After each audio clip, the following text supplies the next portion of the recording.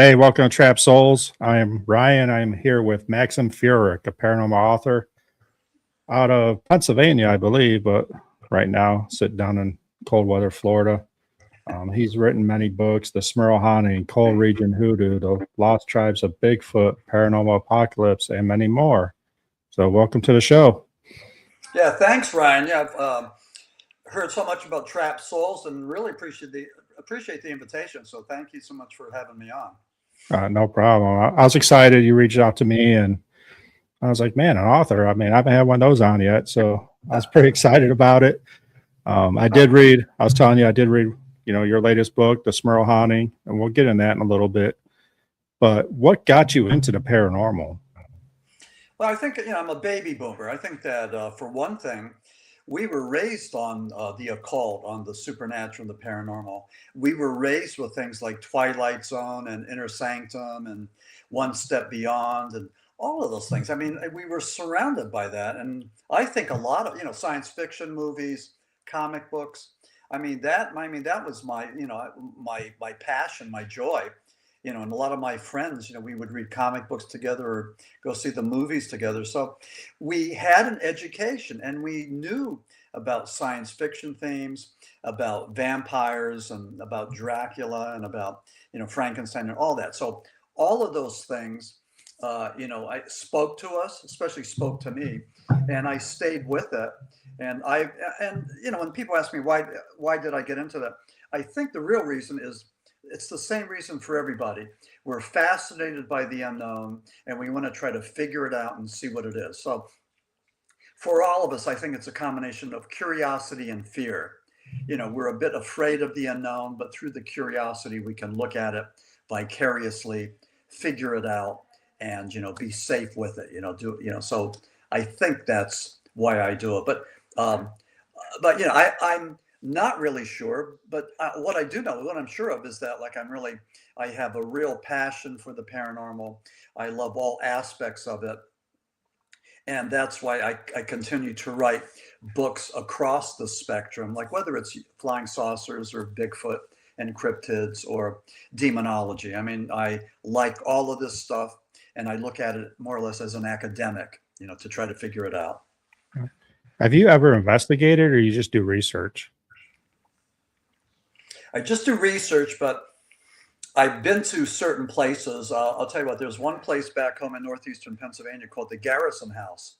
And it was an old schoolhouse that's now boarded up. And what happened was there were some workers there.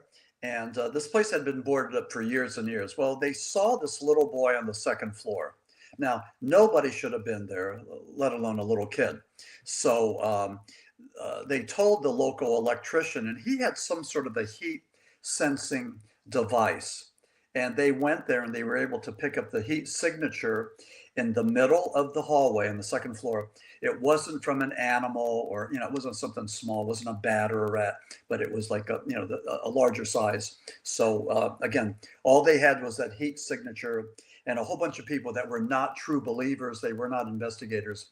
But and this was in my hometown. So when I heard about this, I went over there and saw it, what they had seen and had heard about it secondhand. So it surrounds me. It surrounds me. And, I know so many people that are ghost hunters that tell me about what they've seen and why they do it. And so, it's almost like second nature to me to hear about this. But no, I don't go ghost hunting per se. But again, I do know a whole lot of ghost hunters and people that are into the paranormal. Now, everybody out there that's listening, don't shy away from his books because he does not do investigations. But I said I read the Smurl Haunting, and he is sorry, I don't want to age you here, but old school reporter. He goes out there and he does the research, talks to everybody, and we'll talk about the Smurl Haunting. I mean, you interviewed a lot of people for that. Yeah, I did. But let's get back. First of all, thank you for defending me for not being a ghost hunter. But I get attacked by some of the Bigfoot hunters for not being boots on the ground.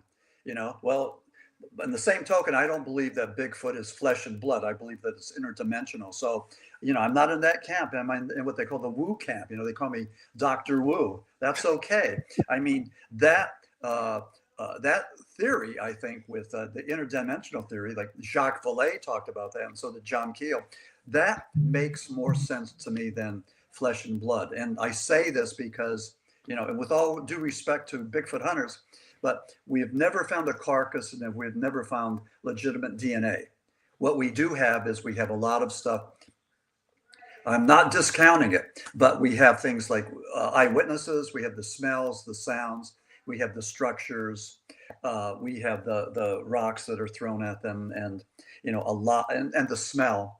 But again, no carcass. Nothing that would really prove this scientifically. What we have is what J. Allen Hynek would talk about as high strangeness. We have elements of high strangeness, and so one or two, maybe the sound and the smell might be one thing, but when you have eyewitnesses and the structures and the wood knocks, you have a whole plethora of things of high strangeness that maybe one or two is a coincidence, but when you have 3, 4, or 5, it's something else. And we need to take a look at that and accept that there's something that's significant here and also credible. So, that's my take on Sasquatchery, but and even in demonology, I mean, we're looking for similar things. And we have evidence, with the captured sounds and video and all that. So, I mean, we just need to keep on looking and trying to uphold the scientific method in order to get the respect from the scientific community and also the public at large. We are not quacks, we're not crazy zealots. We're citizen scientists trying to find some answers. That's a good way to put it. I mean, that's why we do it. Bigfoot, paranormal, UFOs, there's really no hard evidence that they exist. Right. But you're talking Bigfoot and spirits going back to before the Native Americans were here. So yeah, I know. With when we first heard about Bigfoot, I think it was in Humboldt, California. There was a newspaper, I want to say around 1965, that had this article about the California abominable snowman, also known as Bigfoot. And when they printed this, that Humboldt Times in Northern California had thousands of letters, people saying, yes, I believe in this, and yes, I have seen this thing. It went viral. It hit the wire services, and that's when Bigfoot became part of our Western lexicon. Everybody knew about Bigfoot, and but this was early on. This was for us white people. The coastal peoples in British Columbia had talked about Sasquatch for thousands of years, and we know this because of totem poles and the spoken, the oral tradition, the spoken language, and the legend. So Sasquatch has been around for a long time, and we just heard about it just recently. So that's how that played out. Yeah, we're talking like inner dimensions. That's big in a paranormal now too. People are saying it's different dimensions, multiverses, whatever you want to call it. So, I mean, it's... Well, and again, when you talk about, I'm getting hot here in my office here in Florida, but when you talk about it, just for one thing with the interdimensional travel, okay, so they're going to travel from a planet that's, millions of light years away and come here to Earth. That takes time and energy, It's impossible to think of anybody having that kind of energy that can be transported across those trillions of light years of miles. That's sort of archaic thinking. It's old-fashioned thinking. But Jacques Vallée was one of them that talked about the interdimensional theory, that it makes more sense to look at that. And it was Einstein and Rosen that said if you could take the space-time continuum and fold it in half and just punch it through right there, you could go from A to B, in a microsecond. So that's the theory that Einstein and Rosen were talking about, and that's the one that Jacques Vallée and John Keel and so many others expanded on. And after my research, I mean, this is the theory that makes the most sense to me: the interdimensional theory of space travel, and also I want to say of cryptids like Bigfoot. You know, uh, we don't see them, we can't see them, but yet I think that they shape shift in between these dimensions. And we talk about uh, bilocation. We talk about them. You see a Bigfoot in front of you, then they're behind you. They just they travel in ways that defy the scientific method. So we just don't exactly know how they do it, but one thing about Bigfoot is that the sightings, this is something that lends credibility to it. The majority of the sightings seem to be the same, that they say Bigfoot uh, doesn't reflect light, but emits light from the eyes, that it doesn't walk, it glides, that it can communicate telepathically, just a lot of things that many people share in common. That they when they see one of those. Back home in Pennsylvania, a friend of mine was a sheriff, and he got a call from this older guy, this gentleman, that it was about 11 o'clock at night, and the guy was taking his dog out to take a leak, and he saw this Bigfoot-like creature. So he called the sheriff, this guy Craig, and Craig went there, and the guy said, I saw this 11-foot Bigfoot-like creature, and he goes, I wasn't scared. And Craig, the sheriff, goes, well, why weren't you scared? And the guy said, I wasn't scared because Bigfoot had kind eyes. He had kind eyes. Now, it's the first time I had heard of that. But that was in my backyard in northeastern Pennsylvania. And then 2 years ago, in my book, the Lost Tribes of Bigfoot, my neighbor was going through the cemetery, and he saw not one but two Bigfoot. One was cinnamon color and the other one's black. One was larger than the other. And I talked to him at length about what exactly he saw. And he said that they looked at me like they were curious, not that they were afraid. And they turned and then they walked away, walked like humans. And then we went over there and looked for tracks. We couldn't find any tracks. But I did call Stan Gordon, and Stan Gordon's the guy in Western Pennsylvania that sort of is the keeper of the key. He keeps tabs on all these things. And so Stan called my neighbor Joe and took his account and then put it into his record. But what's interesting about Western Pennsylvania, we have this guy, Stan Gordon. Whenever the state police get a report on Bigfoot sightings or Dogman, any flying saucers, they say call Stan Gordon, and so Stan Gordon will take their account and document this. And he's the closest thing that we have to an archive where we have all this wonderful information. Now, it's when you read his books, it's dry, but it's really good information. Like for example, one account might be that Farmer Brown and his wife were going out to the barn at 6 o'clock at night to feed the cow, where they saw a Bigfoot creature emerging from an orb or a flying saucer. So this would be a typical Stan Gordon narrative, that he will tell you where it took place and how and what time and everything. So he was good with that documentation, and he has just hundreds of accounts, that he's either personally investigated or the state police have put him in touch with these folks. So we're just fortunate to have somebody like that in our neighborhood. Yeah. So what do you think about like the rumors or whatever that the government studies Bigfoot, try to capture or study them? Yeah, I think that whatever's out there, I think the government has its finger in it somehow. I think they're always looking for something to get the edge, the military edge. And so if it's Bigfoot, yes. But, I think more about, we talk about Montauk. A lot of people think that Montauk in Long Island is this center where the government had all kinds of experiments with time travel and remote viewing and all things like that. ESP. I don't think it's. I think they do, but I don't think it's at Montauk. I think it's all over the place. I'll give you an example. I was doing a presentation. I was a guest speaker at a paranormal conference a couple of years ago. And one of the guys in the audience was from San Francisco. He worked for the government in remote viewing. And I wanted to pick his brain and just find out what actually he did. And he just told me right off that he can't tell me anything. He couldn't share anything. But Jacques Vallée was allegedly a remote viewer, and he had been able to develop that sense. But but what I'm saying is I think the government is involved in all of that, remote viewing and time travel, all of that, just to see if there's a military application for it. And so, yeah, I think that the government's probably involved in Bigfoot just as they're involved in Roswell and these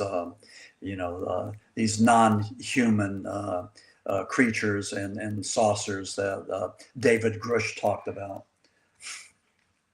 Yeah, and I always said, like, I had one group on here, Culinary Institute of America was up for Appalachia, not culinary, cryptid. Sorry, my buddy went to Culinary Institute, but cryptid.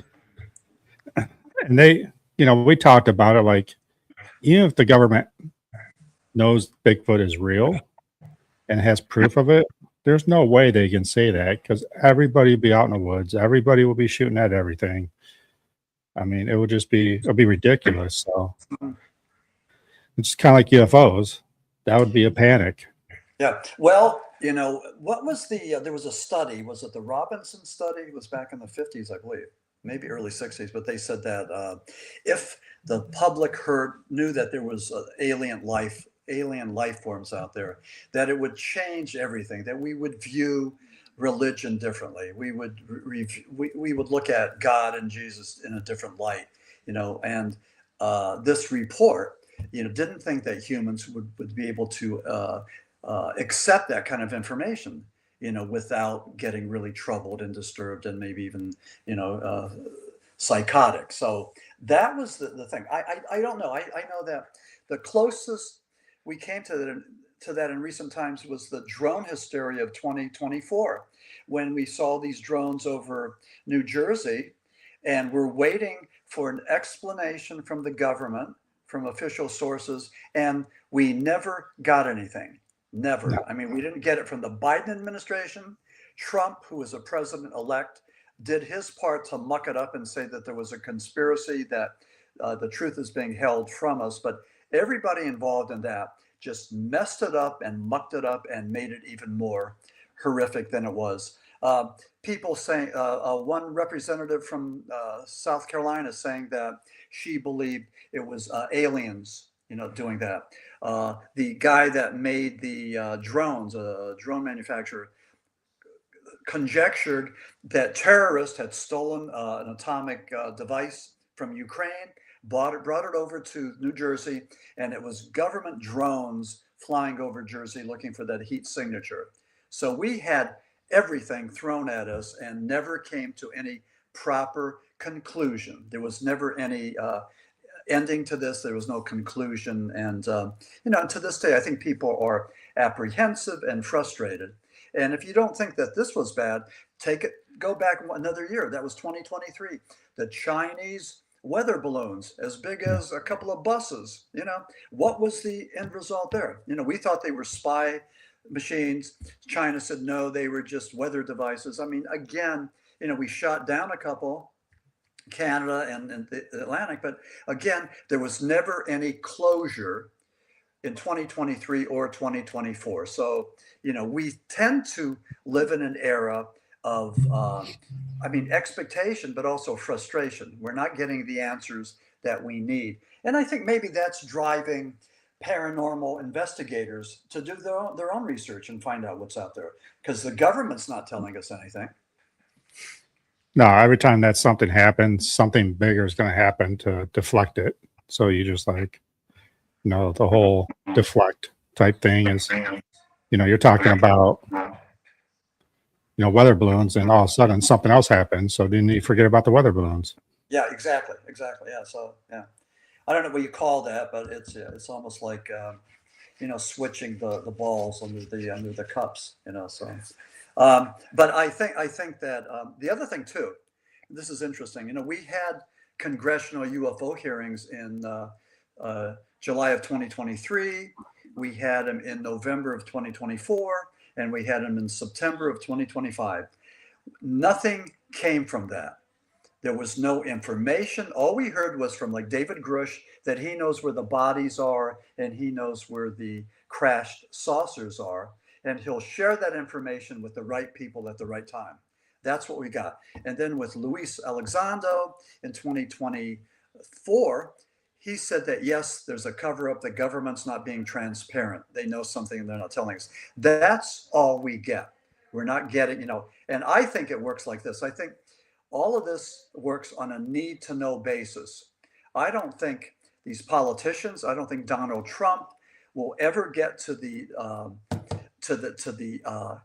conclusive evidence, to see what we know, because they don't have the need to know. And I think there's clandestine black ops that are deeper than the CIA and FBI and all the other ones that we don't even know about. They're being funded. There's billions of dollars being funded to them, from the Defense Department, but we don't know who they are and what they're doing. And they're sort of like rogue operatives, just doing their own thing, and hopefully for the benefit of the country. But again, there's that plausible deniability too, that what they're doing, the president and his people don't know. And so then when they deny it, I mean, they're actually telling the truth, because they don't know. They don't know. But I mean, honestly, do you want? I mean, of course, we want to know the answers, but I mean, we're based off Hollywood. Name movies that when aliens come down, that ends good. Mm-hmm. There aren't any, really. It's always they want to take over the Earth. So if they came out and say, yes, there's aliens, people are going to freak out because people live in fear. Yeah, exactly. People do live in fear, and we're driven in fear. In my book, Paranormal Apocalypse, is this how it ends? It's all about fear being the driving force for all this stuff. I don't know. I mean, would I want to know? I guess I would want to know. I mean, but that's a great question. I mean, if we had the opportunity to know everything that the government knows, would you want to know that? I mean, knowing that there's some things that have happened that just have been really bad for the country, just like weren't whether it's I don't know, just the racist past or whatever. But I don't know. These are important questions. Yeah. I just wish that there was more transparency. And again, I remember July of 2023, I was riveted to the TV watching David Grush, Pennsylvania guy, talking about this and thinking, finally, we're going to find the answer. We're going to come to the conclusion. And again, that was July of 2023. He had all that time to go and talk to the right people and tell them what he knows. He said that he wouldn't do it because it was classified information. Well, classified information is really not very serious when you look at top secret and all the other levels. So I'm not sure, but Grush, who made the front page back in 2023, you don't hear too much about him now. So I don't know what the answer is, or even with Luis Elizondo, who had a book with all kinds of these photo ops with all of his buddies. I mean, that book did well, but again, I don't know if we're any closer to the truth. And I'm saying that we're not. Yeah, I mean, we always want to know the answers till we know them. That's the whole thing. All right, let's get off aliens. Let's talk about the Smurl Haunting a little bit. So I read your book. There's a lot of information in there, a lot of names. I liked it because it's a lot of research and you quote a lot of people, but you also give your opinion a little bit in there too. Yeah, which I guess within the traditional journalism, you don't do that. You should be more. I suppose they're more objective than subjective. But if I have a belief in something, then I think I'm going to say it. For example, in the Lost Tribes of Bigfoot, I went out of my way to call out the hoaxers, and there've been a whole history of people that have just been disingenuous. They've hoaxed Bigfoot creatures and all that. And I talk about that because I just think it's wrong, and I think it really dirties or the paranormal realm. And so I don't believe in that. But yeah, I spent a lot of time researching the Smurl haunting, which happened to be in my backyard. I'm from Luzerne County, Pennsylvania, and the Smurl haunting was in West Pittston. That was maybe 30 minutes away from where I'm from. So I was there when this thing happened. I mean, I was taking pictures, talking to the neighbors. But Ryan, I never talked to the Smurls only out of respect for them. And they were under attack by alleged demonic infestation, by a relentless paparazzi. And Janet Smurl talked about these hundreds of reporters that would call her asking for exclusive interviews, international reporters, the paparazzi. And then there was a public that did not believe them. And of course, the reason they didn't believe them was they said the Smurls were making money. The Smurls were making money. So this was all about making money. So there was no place to turn for the Smurls other than their church. And being Catholics, they started to invite the priest over to go and check out the house and see what they could see. So, but that, I think it was their good fortune that they were professed Catholics, but also it was their fate. I believe that I believe that the Smurl family had a target on their back because they were Christians. And I think the devil scores more points when he takes down, these, people that have devoted their life to the Lord and the Christian ethics. So, and it's not just Christianity, but you have the same thing in Islam, with the demons and the exorcisms. Yeah, I mean, that's the one thing, like in your book, and you talked about everybody has their opinions about it, obviously, but they're always like, well, why did this happen since they're so religion based? Yeah. And why did it happen to them? Because of they have faith. Yeah. But like you said, that's who they're going to attack. Yeah, that's my belief too. That's why they were attacking. And also throughout the Bible, there's people like Job and all these people that were being challenged to see if they would stand by their faith, and they were challenged by all kinds of horrible things. So I think the Smurls certainly fit into that category. I mean, and it started slowly, and then it got more out of control. But your typical haunted house with the knocks, the smells, rooms that became frigid, cold, profanities etched on the steam glass of the mirror, in the bathroom, things like that. And then it was personal. And I compare the Smurl house with Amityville, with the Hinsdale house, with the damned Wells house in Wilkes-Barre.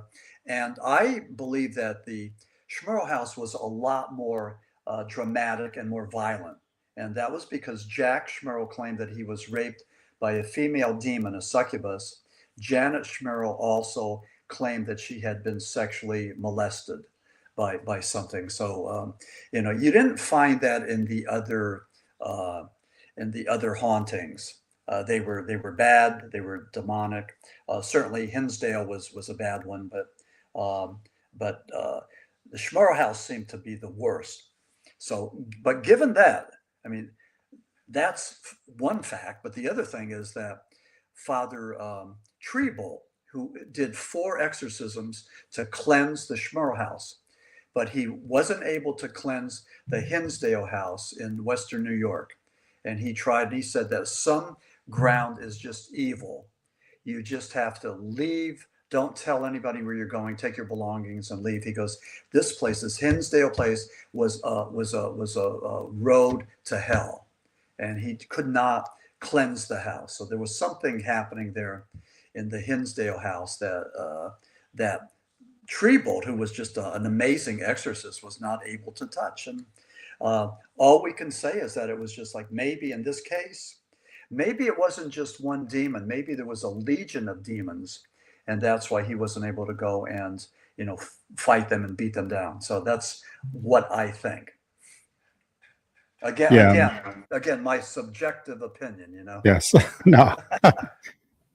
Now, I was thinking about this the other day about, exorcisms and cleansing and all that. Are you just getting rid of the demons in that house, or are they just going to go somewhere else? Well, either or, yeah. Demonic energies infest people, places, and things.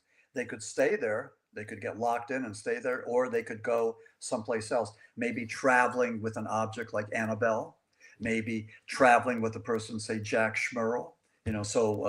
Different pathways. From what we think we know of the demonic, we think there's a progression. It goes from temptation to infestation to obsession to possession.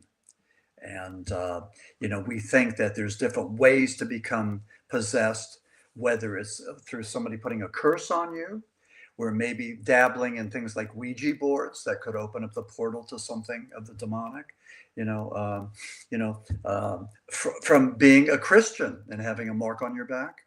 Who knows? Who knows what's in the mind of the devil? And when people ask me that, I say, I don't dance with the devil. I don't know why the devil does what he or she does. But we know that it all starts with temptation, and we're always tempted, whether you're a Christian or an agnostic or whatever. It doesn't matter. There's always that temptation to deal with. And when you talk to clergy, when you talk to exorcists, they say that even when you go ghost hunting, you need to be on firm ground. Maybe bring holy water, maybe bring a crucifix, maybe say the prayer of Saint Michael the Archangel. I don't know what you do, but maybe go into that haunted house filled with God's grace as a weapon against, a possible demon that you might run into. So again, this is people that I talk to. That's what they do. They do like a ritual, they do a prayer, they do a cleansing before they go in there, rather than just going in there like willy-nilly, without being prepared. So I think if you at least have it in your head that you're safe and you're protected, that's a beginning. You have that in your head, not the demonic. And again, it's what do you fill your head with? You fill your head with God's grace and the prayers, or something else. So again, that's how I look at it. And I believe that, in my book, you either believe that evil exists and the devil exists, which I do, and that's what the Smurl Haunting is all about. Or if you don't, then you believe all this stuff is sort of like a fairy tale, and it's old-fashioned, old school, something that the church, religion used to keep us in line. Like, Ryan, if you don't say your prayers, you're going to go to hell. If you don't do this, the devil's going to get you. So and again, you talked about fear. We've been raised in fear since little children, and by our parents, and also by religion. So, and by politics, the Cold War. Wow, what a horrible thing. So, where the fear surrounds us, and the key is to get yourself grounded and deal with it and find that strength within. Yeah. Your intentions will lead you into your future. It's exactly, how you view things. And, if you have positive intentions, and, that will be, how you face the future, and, how you confront it. Yeah. Good quote. Yeah, I always tell everybody, like, because everybody does like their, some witchy stuff, crystals, and they'll pray, they'll sage, whatever they want to do. Yes. Yeah. I'm a big believer just positive energy. Okay. Like, I go in there positive with my faith, and I'm good. I don't need to pray because I know what my feelings are. Mm-hmm. A positive energy. We always say negative energy will bring negative energy. I think positive energy will deflect negative energy. Will they try attack a little more because, the stronger, not the strongest one down type thing? Usually not. But the places we do investigate, I really don't think there's any demons there, because they're public places. Like you said, the Smurl Haunting, all those hauntings were families, certain people. Like, everybody wants to go in these places. There's a demon in there. There's not. Like, let's be realistic. There's not a demon at Madison Seminary. There's not a demon there. Could they be there? Yes, but I highly doubt it. They're going to go after the families and get attached to families or certain people. They're not sitting. Yeah, it's my understanding that with this temptation, with the infestation, that it's a lot easier to get children, to get people that are addicted, to get people that are mentally ill. These are the most vulnerable people in our society. So those people are not on firm ground. You know, they're not filled with confidence and positive energy. So I could see how they would be likely candidates because they're so vulnerable. But also kids. I mean, you're a kid. You know, you go on a sled hill. It's all ice.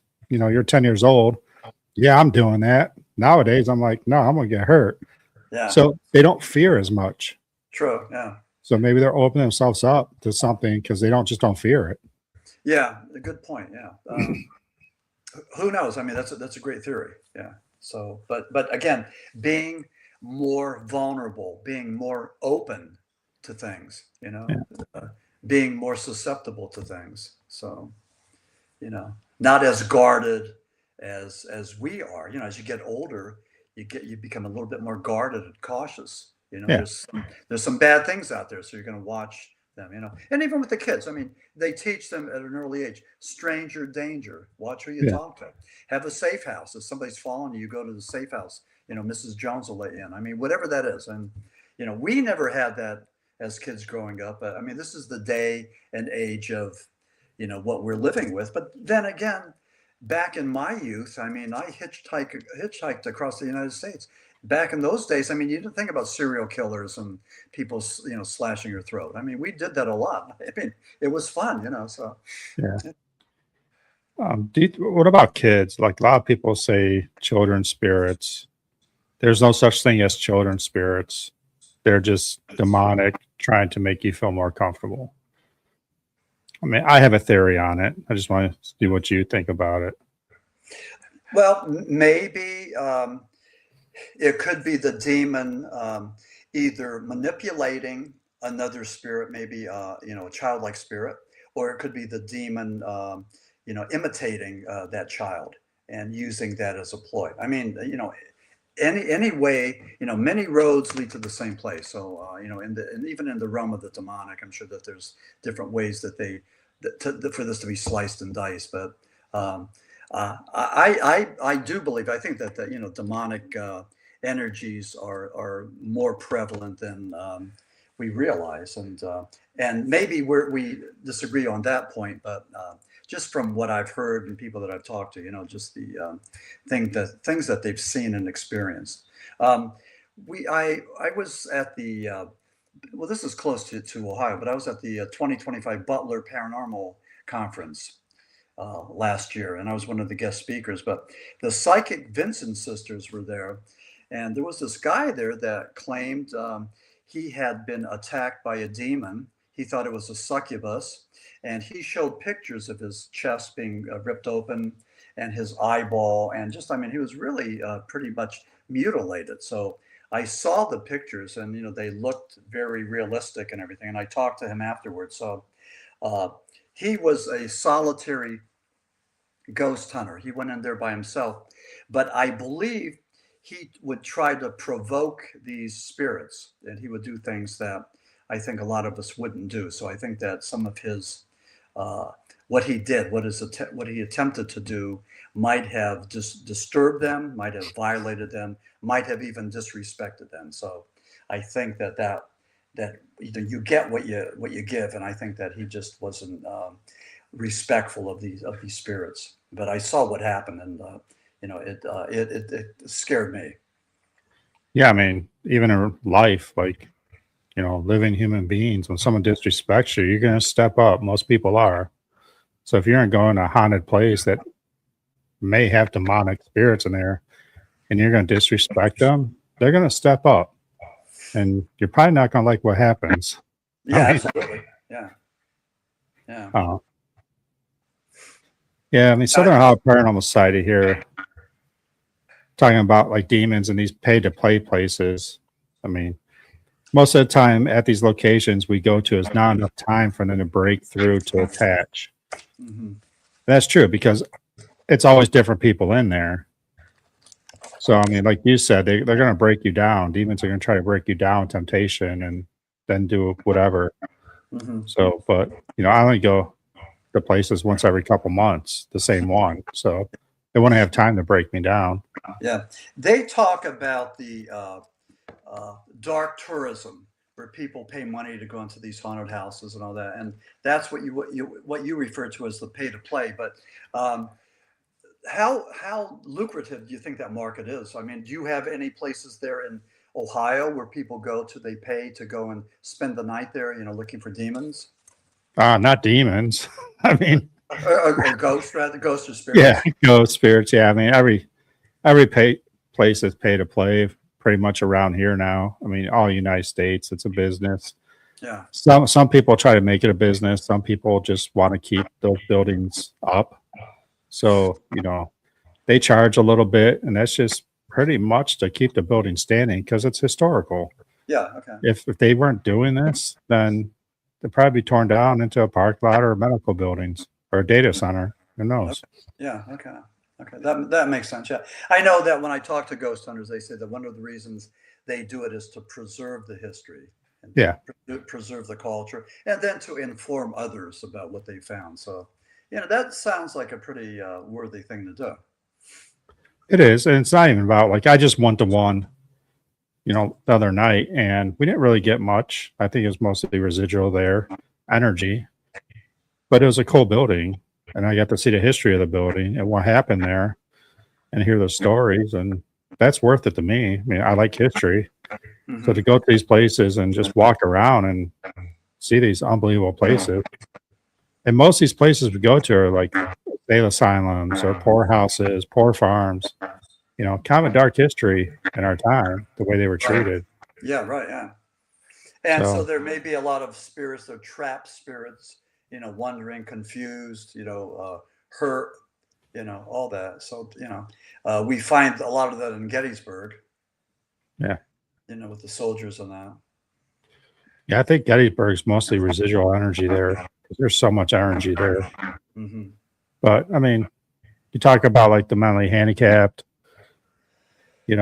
being not demonic, but a little darker because they're childlike minds. And the asylums are very active because of that, Hmm. and I think that some of the kids' spirits that you see are probably adults that believe they're kids. That's the way they picture themselves. Okay. Okay. So when they pass they still believe they're a kid. So even though they're, 40 years old. So I think that's some of the spirits that we see that are childlike. Hmm. I mean, obviously we'll never know. So, Well, you put together a theory, and then you float it, and you have other people take a look at it and say either, yeah, that works, or it doesn't. So that's all we can do. We can put together theories of what yeah, we think is happening there. I like what you said about the ghost hunters sort of being the preservers of the culture and the history. I think that's important. And that's important for the genre, just as I think that Sasquatchers, those that go out looking for Bigfoot, need to be, I think, protectors of the environment. And I wish that message would be a little bit louder, because I think that would just play so well, to say that people looking for Bigfoot aren't just like some kind of freaks, freakaholics, these unhinged people looking for something that doesn't exist, but they're people that want to preserve the environment, just like the coastal people said that Sasquatch was a protector of the environment, and to see Sasquatch was a sacred thing. And so I think that there's a lot we could do to make our genres of the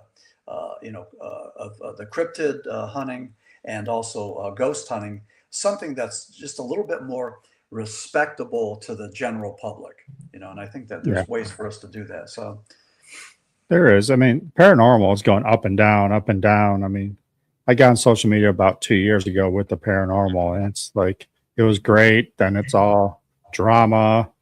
Then it's great again. Then it's all drama. No one likes me. No one will work with me. It's up and down. I mean, it's just, I know, but yeah. But where's that drama coming from? I mean, I see a lot of that in Western Pennsylvania. A lot of those Bigfoot guys, man, they don't like each other. So yeah. I I don't mean, know. I work with a lot of other groups.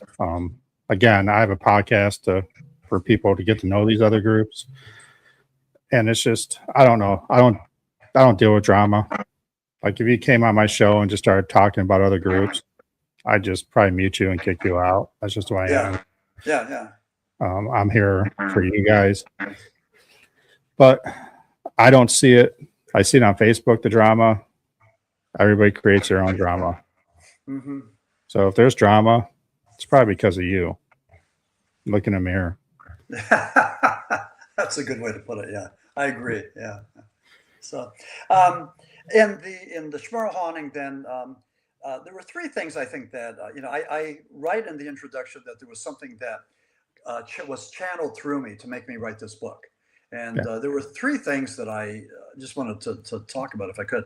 One was that the Smurl Haunting in West Pittston, Pennsylvania, was in my backyard. So I went there frequently during the 80s to check this out. In 1988, Bob Curran, a local reporter, wrote a book called The Haunted.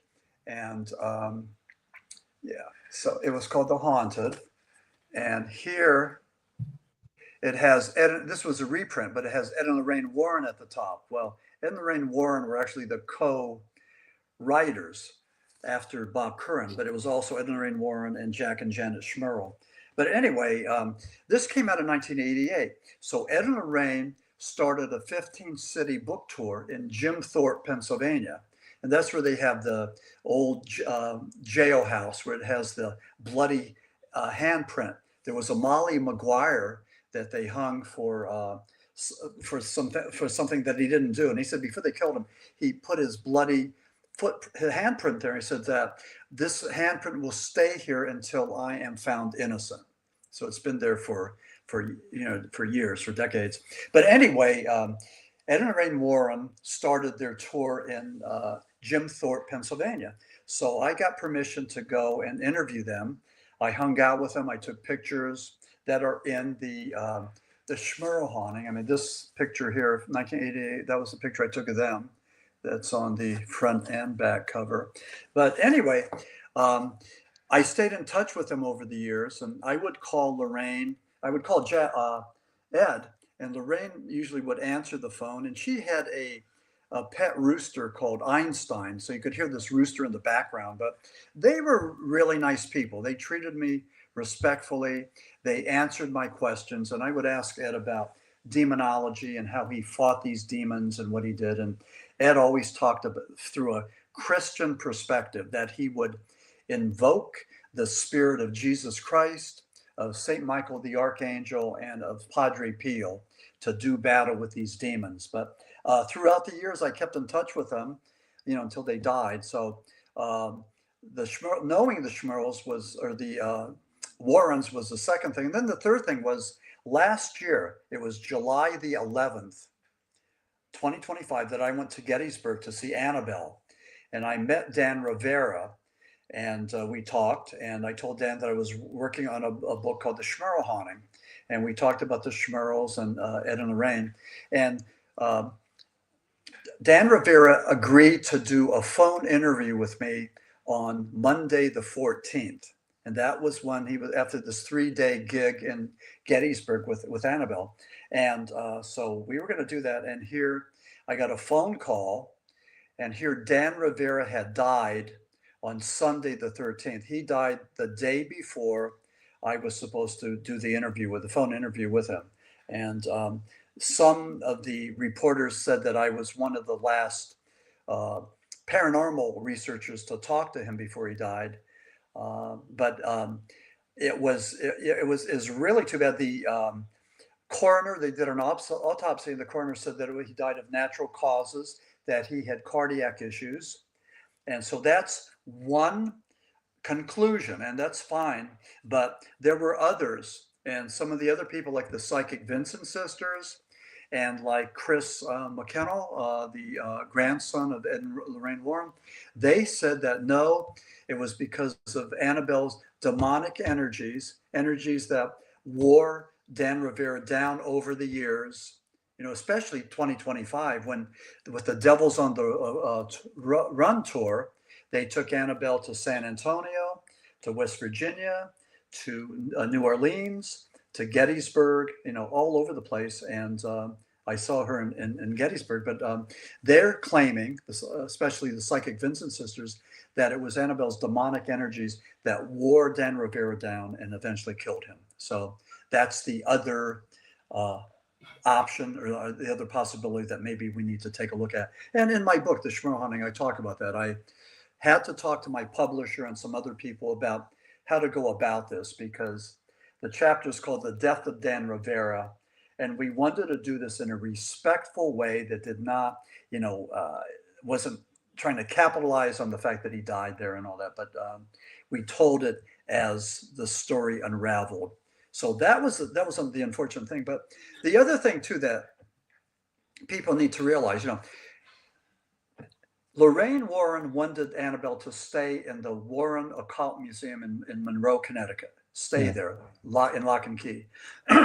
And Tony Smira and some of the other people with the New England Society for Psychic Research decided to take Annabelle and the other artifacts on the road, on tour.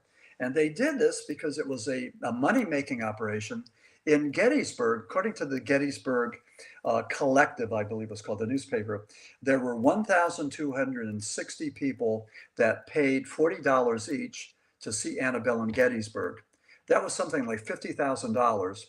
And then when you count the take from those other places like San Antonio, New Orleans, it was around, give or take, $200,000. Now, that's a lot of money. And then Annabelle kept on going up the line to Maine and some of these other places. So, it wasn't put together, this tour,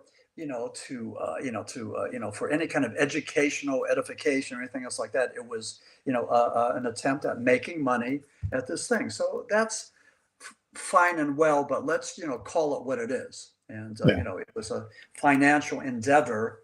I know that some of the folks from the New England Society for Psychic Research pointed their fingers at me for saying that I was celebrating Dan Rivera's death and capitalizing on his death financially. That couldn't be further from the truth. Us authors are forever paying the VIG to our publishers. We're paying down the VIG. We pay our publishers good money to get our books published and promoted. So, so that part's not true, but that's okay. I mean, they could say that, but I could defend what I did and who I am and what my motives are. They need to defend what theirs are and what they did. So, but again, like you say about the drama, this isn't smooth. You always got different camps. You got true believers and people that are skeptics. And and it's funny too. I remember when the Lost Tribes of Bigfoot started to make the rounds, and when I was on the podcast and everything, and a lot of the traditional Bigfooters who just go out there, boots on the ground, didn't like guys like me because we were more academic. We were the woo people, the interdimensional thing. Now, when I talk to these guys, more and more of them are taking a look at the interdimensional theory as a possibility for Bigfoot. So it's come around full circle, so we're now, not exactly happy campers, but we're happier campers than we were. So at least being able to consider other theories and other possibilities is I think what we need to do. And that's mature. That's progressive. So I'm glad that at least a lot of people are thinking along those lines. Yeah, I mean, you have to have an open mind. I mean, that's all it is. Even in paranormal world, what are spirits? Are they trapped here? Or is different dimensions? We don't know. I mean, when we know, it'll be too late. You have to have an open mind. Yeah, for sure. Yeah. Well, let's talk about the Warrens real quick. So they did this huge book tour with the Smurls. Yeah. To promote. And did they have a lot of I hate to use this word, protests that they were doing this too? Because a lot of non-believers. Did they ever get any pushback in these cities they went to? Yeah. Well, first of all, the tour with the Smurls, they went with the Smurls in Chicago and New York City. And then after that, they started their 15-city tour in Jim Thorpe. So they went solo. It was just Ed and Lorraine. Okay. As far as the pushback, a lot of people to this day don't like the Warrens. They thought that they were hoaxers. They thought that they exaggerated their evidence. They thought that they hid behind their Catholicism, and people didn't like that. Um, but I think the biggest thing though was that they were making money. The Warrens were charging $5,000 per appearance at these campuses, and they had appeared in well over 700 campuses. So they were making good money. Yeah. Plus, they were on all of the talk shows of the day, like Sally Jesse Raphael and Guevara. What's his name? I forget the Puerto Rican guy, Gerardo Guevara. Yeah. So they were on all the programs of the day and getting whatever the little stipend would be, a couple $1,000s for being there. But yeah, they were making money. And because of that, well, they were making money because they were the first out of the box. They were the ones teaching us about demonology, just as Sybil Leek taught the world about witchcraft, over in the UK. So they were pioneers and ambassadors. And I think because they were first, they were climbing that ladder and they had accomplished much. They were making money. And because of that, when you start to get to a certain place of acclaim, of being noticed, there are plenty of people to try to bring you down. And with the Warrens, and then, I had heard about Ed Warren having a girlfriend, an underage girlfriend and everything. And I don't even like to address that and look at that because that has nothing to do with what he did in the paranormal and my relationship with him and Lorraine.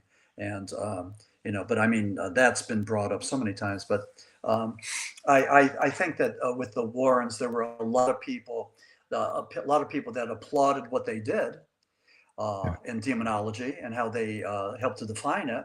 But there were also a lot of people that disliked them intensely as being con artists and being connivers and all that. So you take your pick. And I mean, I like them. I thought that they were friends. I thought that they were mentors, and I defend them. And but I mean, if you don't like them, that's okay too. So I mean, people always ask me about something in the paranormal. Like, what do you think about the Warrens? What do you think about the Warrens? I'm like, it's hard. I don't know them. I never met them. I've read some of their stuff, but it's in a paranormal world. You have people that are very good investigators that can't kind of explain what they saw. And you got people that see just a very little bit, but they're very good storytellers. Mm-hmm. I always say Ed and Lorraine Warren were both. Yeah. They saw the stuff and they were very good at telling a story, about painting the picture, like what I like to call it. So that's why they were good. That's why they were popular, with the public. I mean, there's a lot of people out there that probably see a lot of stuff, but don't know how to talk. Yeah. So, well, the other thing, you have to know how to frame it. Yeah. This is what it is. You have to go and talk about it and not, mumble all over the place and stumble over your words and everything. So yeah, they were good. They were articulate. And I know when they were at the Smurl house, the one thing he said, and that's going around on the internet, I don't care what you call him. You could call him a ghost or a demon, but there's something here haunting this house. He was talking about the Smurl house. So that was an interview that he did. The other thing too with the books, all the books that were written, they've been reprinted, and it has Ed and Lorraine Warren at the top. Well, all of these books, as far as I know, were ghost written by other people. Ed and Lorraine didn't write them. They contributed to them. They contributed some. But even with the haunted, the good stuff, the good prose, the artsy stuff, the stuff that's fun to read, that was all Jack Curran. All the other stuff was just information, maybe like a diary that maybe the Smurls wrote. There's some of the things that Ed and Lorraine Warren were, but the good stuff was from the really good journalistic stuff came from Bob Curran. I mean, they just didn't make themselves a little bit of money. I mean, the movies, everything they did. I mean, so you put their name out there, it's gonna sell. Yeah, and you have to take a look at the fact that with the Conjuring franchise, 9 motion pictures worth $2.7 billion net. Billion. Nah. I mean, that's something. This was all based on the Warrens. I mean, this is the most successful horror franchise of all time. Ed and Lorraine Warren, like them or not, blame them, castigate them for making money. Come on, we live in a capitalistic society. Ryan, I'm sure you would love Trapped Souls to be monetized 100 times over. I mean, that would be wonderful. To be rewarded for your good work and your research. And the same thing for me. I mean, it's not that we're making millions and millions of dollars, but we're doing this because we have the love of the craft and we have the passion. And I mean, that's pretty much what I'm all about. I mean, I just love this paranormal realm, trying to find out what it is. What are the boundaries? Where does it begin? Where does it end? So just to go and try to figure that out and write about it and define it. I mean, if that, I'm hoping that'll be my legacy, that he tried to define what this thing is. So, and that's maybe the best that we can do. Yeah, I mean, that's all you can do is your best. Yeah, I mean, making money. I mean, everybody knows you're in the paranormal, you're not making money. You're spending money. That's just the way life is. But I'm fine with that. So, I mean, what else are we going to talk about here? Yeah, I was going to say, though, that in the book, in the Smurl Haunting, when Ed and Lorraine came to town, what I do is I take a look at the Smurl Haunting, using that as the epicenter. So I compare and contrast other haunted houses, and the famous ones like Amityville, like Hinsdale House, and I compare them against the Smurl Haunting, just to see how they do compare. And then I talk a lot about the rite of exorcism. And what's interesting is Father Amorth was the Vatican's chief exorcist. Now, there was a motion picture around, I want to say 2018, I forget, it was with Russell Crowe. It was called The Pope's Exorcist, which was pretty much true to life. They went over to Spain to check out this house, and this was Russell Crowe. But Father Amorth said this. He said that only 2% of the people that the Catholic Church deals with are actually possessed. I mean, certifiably possessed. All the others are mentally ill. They're dealing with schizophrenia or a Tourette's syndrome or bipolar or something like that. The church has to determine whether or not these people are actually possessed and then go after, do the exorcism that way. There was an infamous case of a young woman from Germany, Anneliese, who died after days and days of this exorcism. And the German courts charged her parents and these two priests with homicide. And so they no longer are allowed to do official exorcisms in Germany because of her death. Now, they may be doing those under the radar. I don't know, but they're not they're not allowed to do that officially. So, we have to watch what we do. But in the Smurl Haunting, I have a chapter called The 2%. And we take a look at those people that are actually possessed, not mentally ill. So, of all your interviews and everything, what percentage do you think is demonic compared to just a mean old spirit? Well, I agree with you that I think that that the majority of them are ghosts and spirits, lost, confused, that may or may not be trying to communicate with us. I think that the demonic entities are there, but I think they're few and far in between, as you allege. So I agree with that. But again, I tell people just to be careful. Now, I'll give you an example of that. With Ouija boards, a lot of people look at a Ouija board and they just think it's a parlor game, and they'll, open it up and they'll try to go and have a spirit present themselves. Okay, and you never know what portal you're going to open and what's going to appear. The people that I talk to, they utilize Ouija boards, use them to converse with a specific spirit who will guide them and give them information. Okay, this is the way these folks do it. But if you're going to do it haphazardly and just wait for whatever pops up. I mean, you may get something that you're not able to go and control and you may not like. So, I mean, know what you're doing. I mean, there's a certain protocol, there's a certain way to do this, common sense way. And, again, I just encourage people to just be more informed and diligent when they go and do their ghost hunting activities. Don't be foolish. Don't be one of the vulnerable ones. So Almay Paranormal's on here. I work with that group a few times. What do you think about places like Haunted Objects Museums in Gettysburg having a mirror from the Smurl Haunting? Do you think we should have items like that for public to be exposed to? Well, like Lorraine Warren said, no. I mean, here's the thing. When I went to see Annabelle in July of 2025, Annabelle was in this wooden cage. It was infused with holy water and holy oil. It had crucifixes, 3 crosses. It had the Lord's Prayer on the back, and it was locked in this cage. Father Bob was supposed to be there for the entire time. And when I was there on Friday, July 11th, Father Bob was not there. So he supposedly was in South America. This is what they told me. But again, Annabelle, supposedly he was blessing Annabelle like every so many hours and keeping those demonic energies where they should be. So no, I don't think that we should be parading these things around. I think that they should be under lock and key.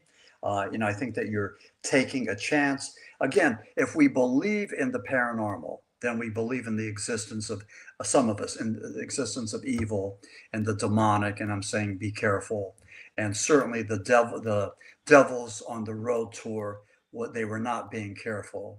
Again, you had all the things that happened in New Orleans. That I don't think it was a coincidence. I mean, a whole lot of things happened. The largest sugarcane plantation in Louisiana burned down when Annabelle was there.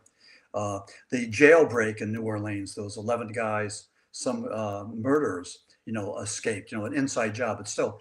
And then Maria Laveau, the voodoo queen, her residence burned. 3 things that happened when Annabelle was down there. So, I don't think it was a coincidence. I think there was something going on. And I'm just saying, be careful. I think it's full. And then here's another thing too. They shouldn't have taken Annabelle on the road, but here, what just happened recently? Matt, the comedian, Matt Rife. Yeah. Matt Rife, the comedian, purchased the artifacts for $1 million, and I think they are on loan. I don't think he actually bought them. I think they're on loan for $1 million. But again, here's a comedian with very little background and expertise in the paranormal, who's in charge of all these artifacts, that the mirrors and Annabelles and everything else that's there, that allegedly are infused with demonic energies.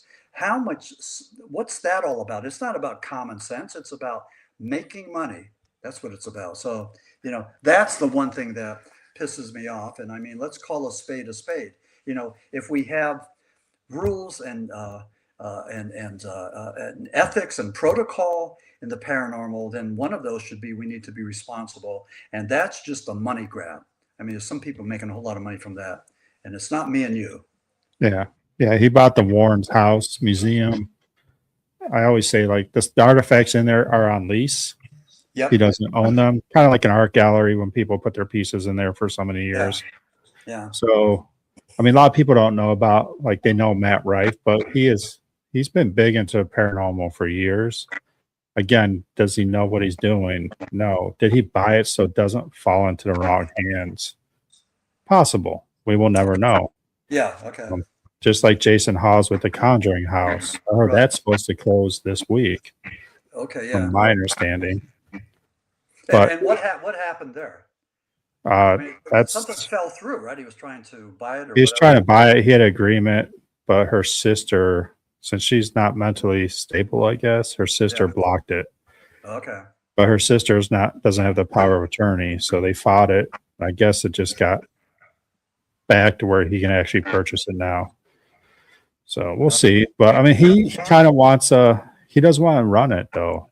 I mean, he wants to buy it, to keep it from someone like Matt Rife, I guess, buying it and charging $4,000 a night to go there.